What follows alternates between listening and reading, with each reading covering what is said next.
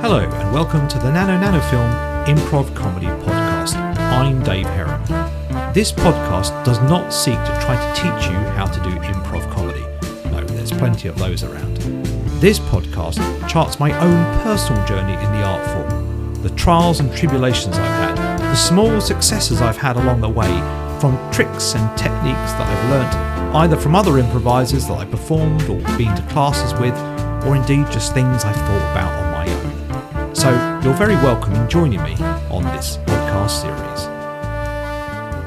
So this week I am very lucky to be joined by another improviser. I'm not on my own anymore, which would be spiritually you are, but spiritually I'm desperately lonely.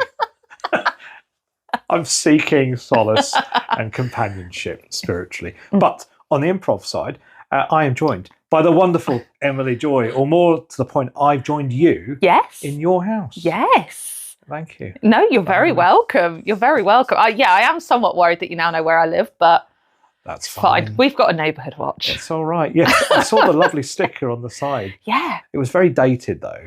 This is it. I don't know how much it's actually still in force. I'm assuming yes. I think neighbourhood watch is people who... It's an unofficial scheme. I think you can actually log it on your insurance. Can you? If you're part of it. I'm not sure how it changes the premium. But what I would say is I think it's probably just curtain twitchers. 100%. Who's parked in my car park space outside the front. Yeah. Well, I told you that I had that whole thing about my bins, didn't I? And I really leaned into that for a long time. What was the bins thing? I was asking so many people's opinions on this, that someone puts their bin outside our house, but technically it's on the road, so is it our property? But I like to involve myself in very petty things and then do nothing about it. That's what gives me energy. It's important to also complain on your local Facebook group, your local area. I have found that if you say something like, I've noticed some travellers have moved in at the end of my road. Dave. It surfaces. Do you post as yourself though, or are you basically fishing for trolls? I'm fishing for trolls. Yeah. Like, honestly, you it's put that comment at your local Facebook group. Yeah. You will be surprised the number of bigots and right-wing folk that emerge. Some of them in my family. Some of them are in my house. Yeah, that's right. I had to remove them from the site. Even though we're legally bound together. Oh, So yeah, well, I'm glad that to be here.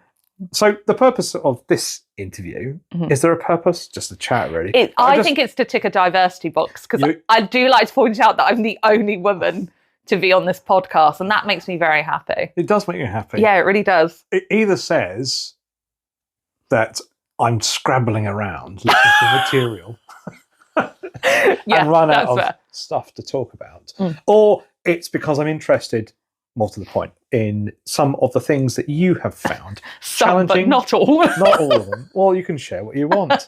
Some of it will be censored, and especially if you're mentioning names. Yes. But I'm keen to understand a little bit about your improv journey, the things you have found that have worked for you, things that you found quite difficult maybe at the beginning as well. And then as you've sort of progressed several years on now, what sort of things do you feel you've kind of overcome? And then what sort of things you find still slightly challenging? That's kind of it, really. So maybe we start at the beginning, not of your life, because we could be here a while. Because I'm very old. You're very old, very decrepit. Very old. Unfortunately, the listeners can't. They can feel it through the sense waves. They must know. Yes. Yeah. So, where did it start? When did it start? So I know where it started. Yeah, so actual going to improv classes started at Dingbats, which a lot of us are kind of have come from. Do we say alumni? That feels like a very American thing. I'm not graduated from it. I'm still knocking around there. I wouldn't put it past Mr. Pithy to put a graduate course on. I'd love that. Can I say, I'd love a little hat and say I'm alumni. And would you stand outside the Archway Theatre and throw your hat up? Yeah, I would. Graduated onto a I would. car? I would. Oh. Any excuse for just mucking around, really. Yeah, I'm there. So I joined. I've always been a fan of comedy, always. And I grew up in a very funny family. My parents are very funny. By funny, you mean funny ha-ha, not funny peculiar. A little bit of both. A bit of both. A little. Always I helps. think it has to You be have when to- you end up in improv. You have to have a little bit of oddness. You do. Don't you? I think you do. I think you do. But yeah, they're both very funny people in very different ways. My dad loves kind of like wordplay, like Spike Milligan kind of stuff, almost like puzzles of jokes. And my mum is just one of the most naturally funny women, and she makes me laugh all the time. But she's that kind of funny where I don't think she necessarily tries to be funny. She just is. And so being funny or having things to laugh at has always been such a focus of like my life growing up, and such a thing that was valued, I think, in our family, making each other laugh. And I think making people laugh is one of the best feelings, I think, ever. And so it's always been in the back of my mind, and always kind of grown up with like kind of comedy on telly. And during lockdown, I signed up to a 1-day stand-up comedian class online. And I was like, yeah, this will be what I want to do. This is great. I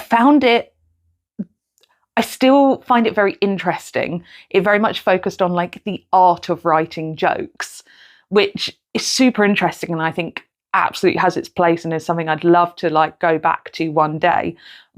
But I just remember the sense of being like, oh, it's quite isolating, quite lonely, of like, it's literally just you sat there with like a pen trying to mathematically think of funny things to say or how that funny works, which I still think is interesting. But for me, I was like, oh, that's actually not quite it.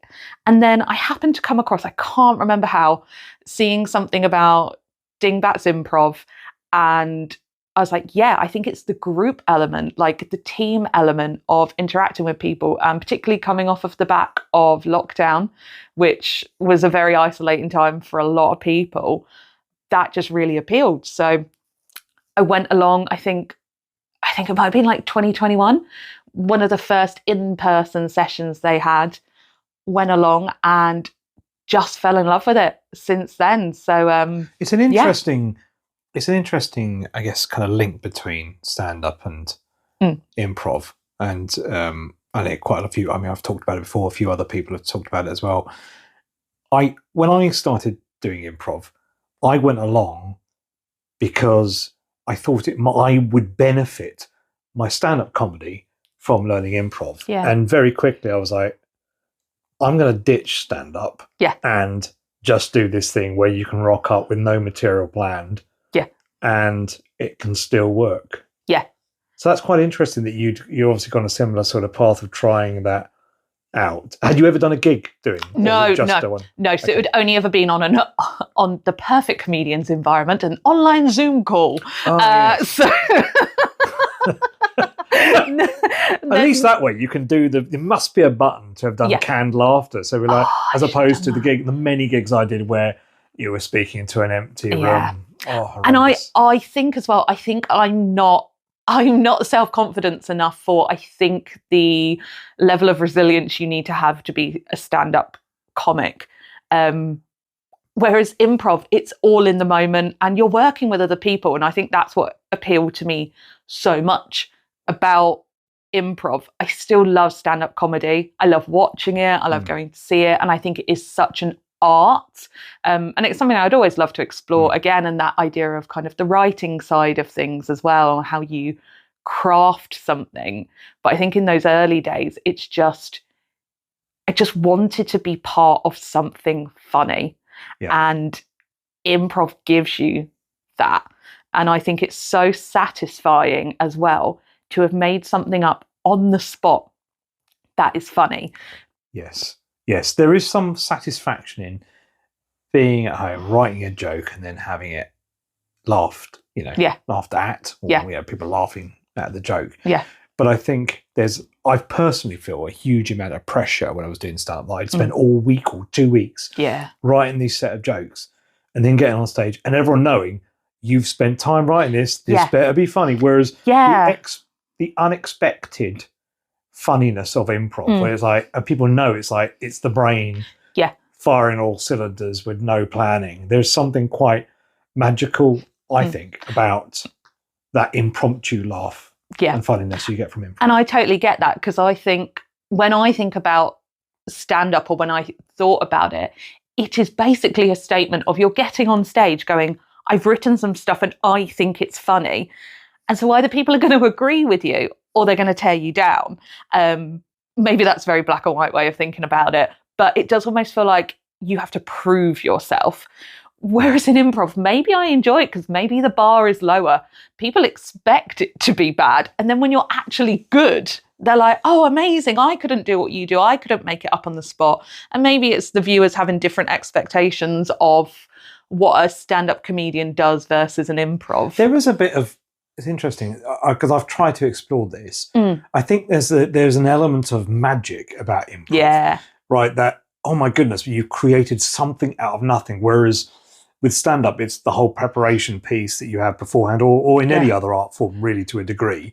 But there's a magic of, oh my goodness, be that spontaneous. When, of course, as you go through the motions over many months and years and through courses, you begin to realise, of course, it's the technique. But even when you first start and you get a laugh, it's such a satisfying thing, as you say, the first time. Do you remember one of your first gigs? Do you remember any sort of highlights from your first gig or two where you thought, this is for me? Yeah, so I actually remember in the very first improv class I went to, and I got a laugh, and it was so sad. And I can remember exactly what it was. It was a 2-person scene. Ed was taking the class, 2-person scene, and we were footballers in a locker room, and it somehow got on to being like 2 footballers having an existential crisis, and I said something and I got a laugh. And it was something that I didn't necessarily think would be funny, but it got a laugh. And just that feeling of being like, oh my God, I made someone laugh. Someone who isn't a blood relative to me, I made them laugh. They owe me nothing. Yeah, exactly. There's no obligation to laugh. They don't know me. They've not got to put up with me for the rest of the day if they don't laugh. That's really good. And that's so exciting.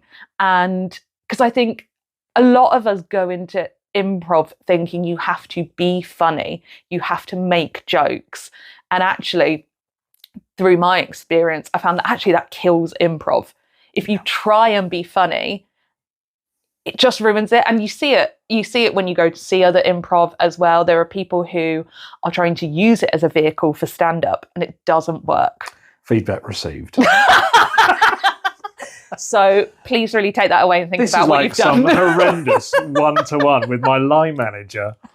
If you could stop doing that and start being less of a cock. Yeah, and next time, what would be even better is if you didn't do any of the stuff you're doing. He's like, you don't have to come in anymore. To be fair, I am looking forward to that. That's the dream. As long as there's a suitable. Anyway. Well, that sounds, that's wonderful. And of course, it sounds like you were hooked pretty much immediately. And of course, with that as well, you've got to make sure, you're around the right people as well, people who appreciate that, and you can kind of riff off. So you kind of started that, several years ago? When did you start? Post-COVID? Yeah, so what's that, 2021? Okay. Okay. And as well as the sort of the positive side of, getting the laughs unexpectedly, were there sort of things that you found quite difficult? I can list a few. Go for it. I'd love to hear yours. Love to hear yours. You would no. I'm always prepared with a list of failings for myself. Oh, right. So I would love to hear someone else. Where do I start? I feel like that if you ever wrote a book, it would be called Failings by Others. No, this is a very self-reflective podcast. You tell me how you're bad. I've done about 60 episodes so far on how crap I am. So this is going really well, and it's not stopping. And yet you've not given up. Unbelievable. I've still not given up. What an ego. What a resilient ego you have. Well done, you. Thanks. Despite what everyone's saying, well done, you. That's a sort of the nice improv version of the shit sandwich, isn't it, really? Well done, you, for your fucking ego. Well done, you. You're still here, despite the odds. Despite 60-odd episodes. Despite the odds and what everyone's saying. Yeah. Everyone's Have you been reading Reddit? No, I don't read Reddit. It's best just to put the blinkers on and believe you're very good. Don't listen to the haters. No. No. regardless of how right they are. What's that? Feedback? Is it positive? No, I'm not interested. That's my approach to work. Yeah. So were there things, all jokes aside, were there things that you did struggle with a little bit at the beginning? And how did you kind of, when I say at the beginning, I mean, that be sort of things that you nowadays maybe still struggle with as well. But what were those things, and how have you sort of sought to 100%, yeah. And do you know what? It's probably things that are kind of stay with me, but you just deal with in different ways. So I think the biggest one is confidence, for sure, absolutely. And it's something that I still struggle with now. Sometimes when you're in a room with lots of other talented, funny people, it can feel quite daunting and quite overwhelming. And so particularly when I joined, there were a lot of people who'd been doing improv for a long time there and were very good at it. And when you're walking in as a newbie and being in scenes with them or kind of interacting with them, I very much struggle with that self of, oh my God, I shouldn't be here. I shouldn't be talking to you. I shouldn't be doing this. But actually what I found is that the people who are very good at it and love improv want to share that with you. They want to see you succeed. They want to see you do well. And they get just as much enjoyment out of you nailing scenes or nailing specific things in scenes. They want to be in scenes with you. Yeah. Right? Yeah. So that's a really lovely thing. I experienced something similar when I joined Gamers, and I'd seen Miriam, who is in Track 96. She's so good. Very good. And I'd seen her in Track 96 about a year before at Comedia in Brighton. And she was performing there, and I thought, wow, this person's absolutely amazing. And then they turned up in Gamers, and I did an audition for Gamers, and they were there. Oh, no, sorry, they weren't at the audition. I did the audition, got through. Yeah. And I remember the first rehearsal, I remember thinking, oh my God, it's Miriam. Yeah. And she's absolutely amazing. Yeah. And I had to do this scene with her, and she was lovely. She was lovely. And of course, you build up the rapport over time. But that is, I do know what you mean. I had a little bit of that, having seen people perform, and then it turns out I had a similar thing with Chris Mead. Yeah. Where I'd seen Chris performing a number of times, fantastic improviser as well as a great teacher. Yeah. And when I got to the British Improv Project, probably about 2 or 3 years ago, he was there, and I remember thinking, oh, like I was almost like a bit of a fanboy. Yeah. Right? And then we were in a class together, and there was an opportunity to do a scene, and I was like, oh my God, I'm doing a scene with Chris Mead, almost kind of improv royalty. Yeah. So I know what you mean. But then eventually you do reach a point, I think, so maybe it's just an age thing, but recently I've just kind of, over the last few months, I've reached a point where I think, if you can do it, I must be able to do that. Now, I've posted quite a few things in life, but, talked before about doing the rugby and going to watch rugby games. I was never a rugby player at school. My son's into it. Yeah. But seeing them spin a ball or throw the ball in a certain way, like I go out in the garden, I'm now just practicing, I never could do this a month or two ago. Yeah. And now I'm in my mid-40s, and it's and I'm very much the attitude of, if you can do that, I must be able to do it. It's not like you were born with this magical ability to do it. I've just got to practice and hone the right things. So it's interesting you say about the fact that you were intimidated by something. Or clearly that's why you joined We Are Dave, so you wouldn't feel remotely intimidated. I'm so much better than these fuckers. I can teach them a thing or two. Once again, I am the token hire of We Are Dave. I'm there for all the grants. Token hire. Yeah, well, you've hit the nail on the head there. Hey. Right? We have been short of a few bursaries. I totally get that. Yeah. And one thing I would reflect on, actually, it's interesting to say about the confidence thing, is that certainly since we've been doing We Are Dave over the past, I guess it's a couple of years now. God, is it really? Yeah, I know. That's quite sad. That is quite sad. Sad? Well, sad is as far as time has gone insanely quickly. It only feels like it's about a year. Yeah, not like we should be better than we are. A bit of that. Why are you still blocking me? It's my show. I know, as if us chanting your name isn't enough. That's right. Yeah, that's right. Yeah. Now, if you could all just wear my face and wear the same clothes as me. Not a bad shout. Well, let's discuss. But I think what I've noticed over the last, it must be about 18 months now, is you used to talk a lot about the confidence issue, and you used to talk a lot about imposter syndrome. I have to say, I was talking with Lewis the other day about this, and probably Mikey separately. Yeah. I don't see any of that from you now. Really? Yeah. You've never mentioned it. Now, you might still feel it, yeah. but you certainly used to mention it as well. Yeah. And now I see every rehearsal that we do, I don't, hopefully you see it the same way, but it's quite democratic. Like we had a rehearsal on Wednesday, and there were a lot of really good points that were kind of raised, and hopefully that people feel, well, I saw that Lewis was quite confident in kind of raising stuff, as were you, in terms of almost disagreeing with the point of view as well. I see it appears as though confidence is getting better. Definitely, is it, or is that just you're masking it and actually you dread the rehearsals? No, I think it is. It has definitely improved, but I think it's such a process. And when I look back to, like you say, starting improv to where I am now, absolutely. I think sometimes it's context dependent. I still at shows get nervous. I get worried. I think, oh my God, I don't have anything in my head to say. Oh, I shouldn't be here. Why am I here? And I think sometimes it's such a nice thing. And what I think is really nice is sometimes when we're in We Are Dave and I are like, we did a show at the Archway Theatre a couple of months ago, and I remember being on stage and going, these guys are so good. How am I gonna step up and meet it?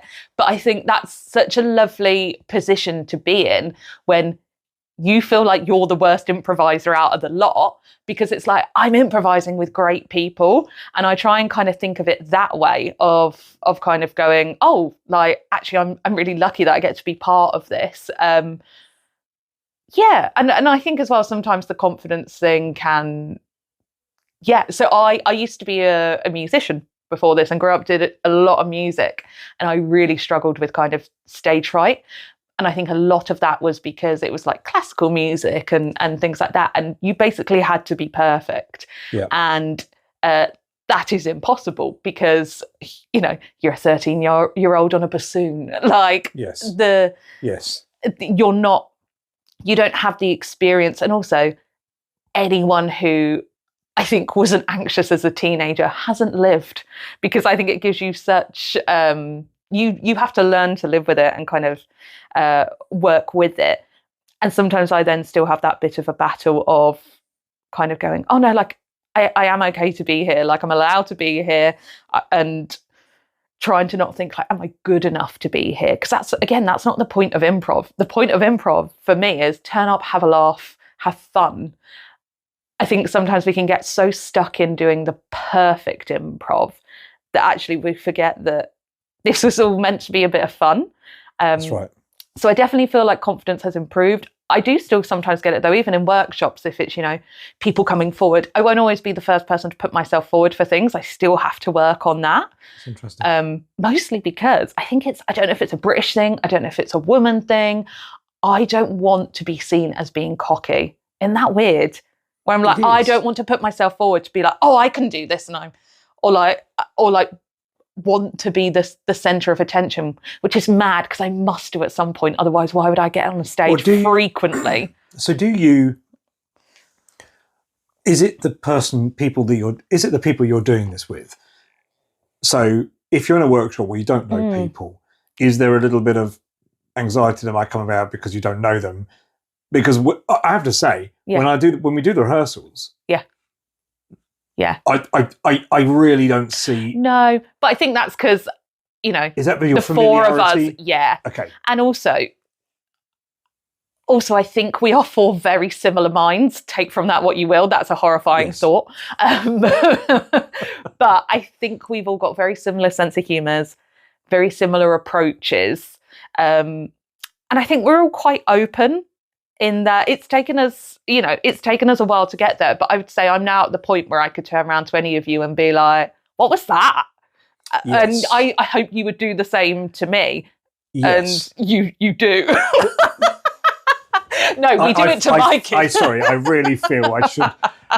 There is such the worry that I have about this egotistical thing not at all. called We Are Dave, where I have repeatedly tried to defend it. No, but of course, at the same time, haven't changed the name. No. So I'm obviously not that concerned about it.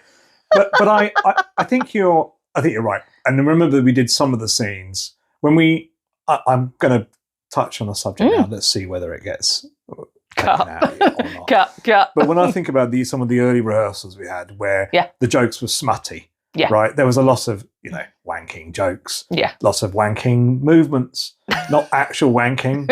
For the record. Certainly not. Well, there wasn't any. Sorry, there's no caveat to that. There was no wanking. And I feel it's very important just to be very clear. Do you title the episodes? Because I'd like that to be the title. There was no wanking. ... The Emily Joyce story. No, cut that. That's right. The Emily Joyce story. Cut that. This is my improv journey and why I was hindered by the ceiling. I couldn't wank ferociously enough in rehearsals. No, I think we did quite a few. I've talked about this before. We did quite a few rehearsals, didn't we? Where the rehearsal was just coming in, doing smutty jokes and smutty scenes, right? And eventually now, like the rehearsal on Wednesday night we had, where we focused on just being together in the scenes, like supporting the other improvisers. There was no smuttiness at all, like any of that stuff. And I was like, there's a bit. So there weren't as many laughs, but I also think we've reached a point now where the wanking jokes, or the naked jokes, is a bit like, okay, you really trying that one again? Like, we've done that. I think sometimes it's just all got to run its course, hasn't it? Because I think what it's natural as well to happen is you have 4 mates in a room, and when you're with your mates, all you want to do is make them laugh. It's basically a WhatsApp group. Yeah. But in real life. Yeah. Absolutely. And one thing that I absolutely love about being in We Are Dave is that we all enjoy trying to make each other laugh. Yes. And I think that is one of the greatest gifts, again, of if you can make other people laugh. But I think if you can make other people who are very funny themselves laugh, that's very satisfying, isn't it? It feels like a huge boost to the old self-confidence to kind of be like, oh, wow, you've made someone very funny laugh. That's quite a satisfying thing. I understand what you're saying there. So that's because some of the, I guess the confidence thing is a major thing, not just for yourself, but actually just for a lot of improvisers. Yeah. So as you've kind of progressively, what sort of things do you now enjoy that perhaps you didn't, I guess, experience first of all? I mean, you touched a little bit on the comedy side of things, but sort of 4 or 5 years on now from when you first started, are there things that you think, oh, actually, this is just a wonderful experience I didn't have at the beginning? What are those sorts of things? And then we'll kind of progress into things you still find quite challenging. Yeah. So, great question. So, I think I've really leaned more into the not having to have everything be funny and that pressure off of, like, now I don't go into scenes going, oh God, this has really got to be funny. I go in with that open mind of going, okay, let's see what unfolds, which actually I really enjoy. I think the unknown used to scare me a lot with improv, of you would get up on stage and go, oh, I don't know what's about to happen. I'm not in control of it. And what if I don't say something funny? What if the other person blocks me? Like, what if I don't know what to do? And I think the early days, I'd say for a good few years, improv is very in your head, particularly when you're performing. I think workshops and courses and classes are very different, but gigs, it is so difficult to not be in your head, because you go to all these classes and workshops and learn amazing things and you're like, yeah, of course I'll do that. And then you get in front of an audience and everything you learn goes out your head. That's quite an interesting thought, because I agree. Yeah, I agree entirely, and that's one of the deeply frustrating things I find about improv. Like, you've done it for years. You're like, I've done this for years. Yeah. Why am I still not yes-anding? Why am I still not building the base reality? Yeah. I find that deeply frustrating. And then as a teacher, that's also quite frustrating as well. We're seeing people where we've just done a course. Yeah.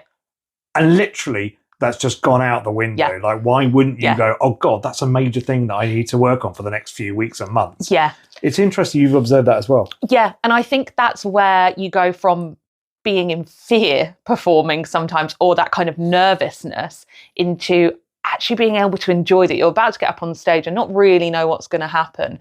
But for me, I think that's come with time and experience and who you do improv with, particularly in We Are Dave.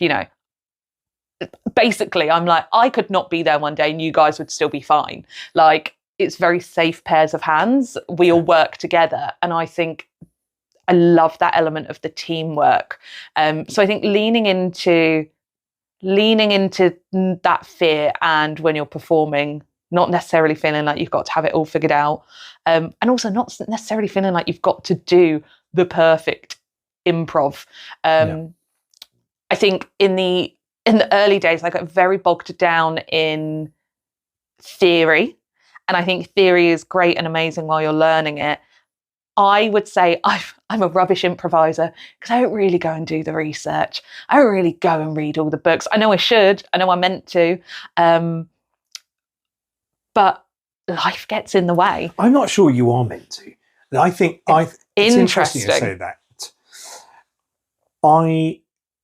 I will hark back to a friend of ours who's also an improviser who ran a course on narrative. And that course was based on the book Into the Woods by, I believe, John York. Yep. A copy of it unread on my bookshelf. Good. To prove my point, exactly. Exactly. Still in the shrink wrap. Oh, charity shop edition, thank you. Lovely. I will not pay full price. No. Is anyone not using that book anymore? That is a really great book. Yeah. It is a great book because it explains exactly how narrative is set up. And its focus is mainly on films and how the narrative has changed into sort of the mid-2000s and beyond, where now you've even got Marvel films, which have a very defined, sometimes people might say predictable storyline. But it pinpoints it exactly. But it's deeply, deeply theoretical. Yeah. And only if you're really into that sort of stuff can you kind of, I guess, digest it. And applying that practically is very, very difficult. So then doing that in a course or trying to teach people in a course is a very, very difficult thing. So keeping stuff quite simple, I think, I mean, we were talking about the other day, like, we were thinking about 3 things in the rehearsal, which is try and be more peas in a pod, be more together as improvisers and not create problems. Remember that. Try and find a theme so we're not going off in diverging. Yeah. And the other one was, I guess, trying to connect with objects that have been noted in the scene. Yeah. But even that, 3 things, that can be a lot to remember. And then you go, oh, I've got to be a different character. Oh, I've got a different voice in there. Yeah. Oh, I've got to remember the base reality. Oh, like, it can be really overwhelming and then ultimately deeply frustrating when you're like, I've been doing this fucking art form for years and yet I still can't go, where are you? Oh, yeah. And I think there is such a tendency, particularly when you're a new improviser, or, I mean, I still think I'm a new improviser. I feel weird calling myself an improviser because it feels like a bit of a fraud. But I'm just someone who kind of does improv a bit. And I think there is that temptation to, you see people who are really good and you go, oh, they can just do all this naturally. And it's, but also sometimes they have off days, like, and also I'd hope after, 20 years of doing something, I'm pretty good at it as well. Like we're kind of still in the early days, but also I think trying to do perfect improv isn't the same as doing good improv. And that's a lesson I've really learned of, do you want to do technically correct improv or do you want to have a laugh? So that concludes the first part of my interview with the wonderful improviser Emily Joy. Tune in to the next episode to hear the concluding part.